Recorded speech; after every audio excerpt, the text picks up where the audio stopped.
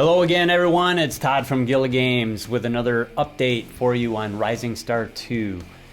I did a few quality of life things and I don't know, just a couple of bug fixes or whatever, but should be a short video.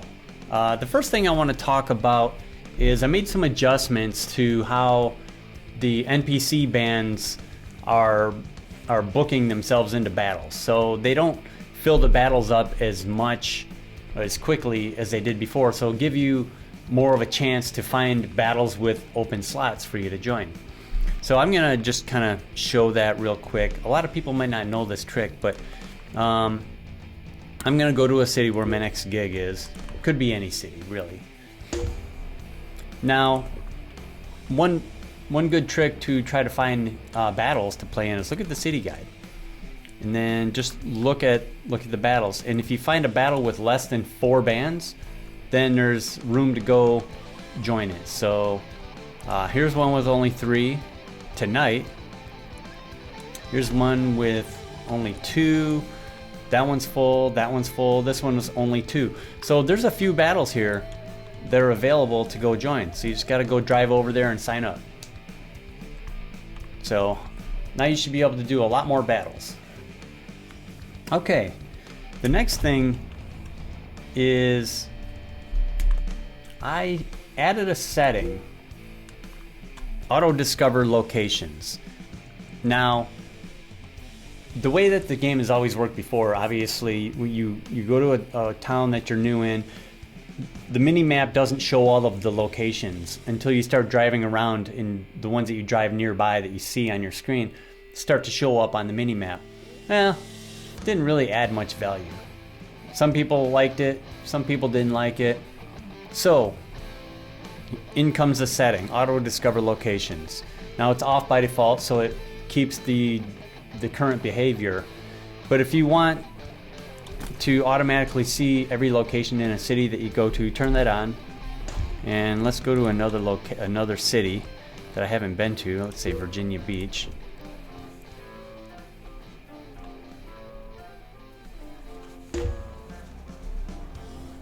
Okay, and now you look at the mini map.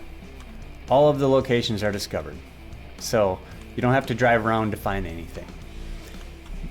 Speaking of mini maps, I added some more information to the tooltips for the locations that help people realize, what you can do here.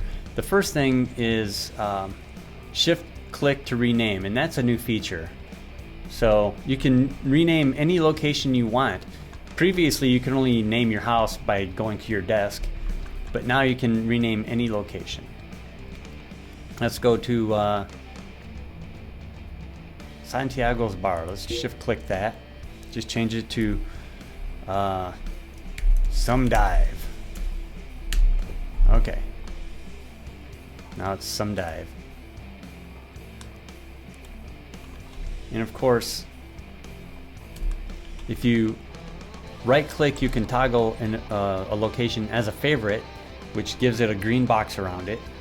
You can do that with a lot of these places. Or if you want to avoid it, mark it as not favorite, you can shift right click. And other than visually, it changes the name to be red if it's unliked with a down arrow, just in case you're colorblind, or green with an up arrow. Other than that, what this does is favorites. Let me put this as a favorite and put this as a favorite. Favorites show up in this list. So you click here. If you want to choose a location, you can just choose from the ones on your favorites list instead of having to find it on the map. And if you mark something as unliked, and that really only applies to venues, because if you unlike certain venues, then your manager will not book anything. He will not try to find a gig at venues that are unliked. So if you want to try to avoid specific venues in a city when you're telling your manager to book local gigs or even tours, you can mark them. You can basically just like ban those venues. So that's what that feature's for. A lot of people may not have known that, so I wanted to, kind of cover that a little bit. Oh, finally, the last thing. Let me go to a screen here that doesn't make noise. The last thing is Mac M1 compatibility has been an issue, and I found out that Steam itself does not yet support native M1 chip compatibility. So in order to launch games on a Mac, if you're on an M1 Mac, you have to turn on Rosetta compatibility. And if you're not familiar with how that works, just go in Steam, go to the game properties for a game, and then click the local files tab, and then the browse button, and that will open up a Finder window, automatically navigated to where that game's executable is located. And then right click on the app file and go to get info, and then there you'll have a checkbox that says Rosetta or something like that. Just check that, close it, and then it should work.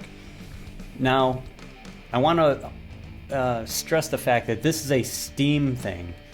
This is not a Rising Star 2 thing. It's Steam's library that does the communication between the game and Steam's back end. That's the thing that is not M1 compatible yet, and we're going to have to use Rosetta until Valve decides to update that. I have updated. There were some graphical issues with the game that were Rising Star 2 related, and with this update I fixed those. Specifically, what was really messed up was the photo studio, so now that should work just fine for everybody on a Mac M1. And that's it. Thanks again to the we got a new patron this week. I thank everybody once again for that. Here they are. Here you are. And right now, we're just the other day was June 12th, and that is 10 months since this game came out. It came out on August 12th last year, so I'm already starting to think a little bit about making a video retrospective that just talks about how much this game has evolved and improved, and just some of the milestones that it's hit just in the first year. So that's going to be fun. So look forward to that in a couple of months. So anyway, keep telling your friends about the game and keep streaming. I see a lot of great streams going on. And Kernel Failure, I am watching some of your videos. So when you say, if you're watching, Todd, yep, sometimes I am. I'm definitely thinking about some of those ideas in the designer, the t-shirt designer and so on, to be able to duplicate elements and be able to drag the selected element around to position it instead of having to use the sliders. Those are definitely doable things. So I'm going to put those on the list. More quality of life enhancements coming up. And that's it. So thanks for tuning in. I will see you guys next time.